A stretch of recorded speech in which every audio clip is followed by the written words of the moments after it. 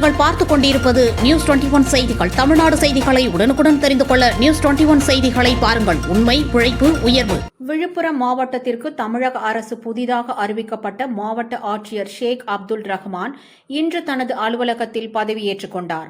மாவட்ட ஆட்சியராக இருந்த பழனி பணி உயர்வு பெற்று அறநிலையத்துறை ஆணையராக சென்றிருந்த நிலையில் இன்று புதிய ஆட்சியராக ஷேக் அப்துல் ரஹ்மான் பொறுப்பேற்றுக் கொண்டார். புதிதாக பதவியேற்றுக் கொண்ட மாவட்ட ஆட்சியருக்கு ஆட்சியர் அலுவலகத்தில் பணிபுரியும் உயர் அதிகாரிகள், அலுவலர்கள் பலர் வாழ்த்துக்களை தெரிவித்தனர். பின்பு செய்தியாளர்களை சந்தித்த அவர், விழுப்புரம் மாவட்டம் விவசாயத்தை மையமாக கொண்டுள்ள மாவட்டம், எனவே விவசாயம் சார்ந்தவைகளுக்கு அதிக முக்கியத்துவம் கொடுக்கப்படும் எனவும் தெரிவித்தார். நியூஸ் 21 செய்திகளுக்காக ஒளிப்பதிவாளர் ராஜாமணியுடன் மாவட்ட செய்தியாளர் அருண் பிரகாஷ்.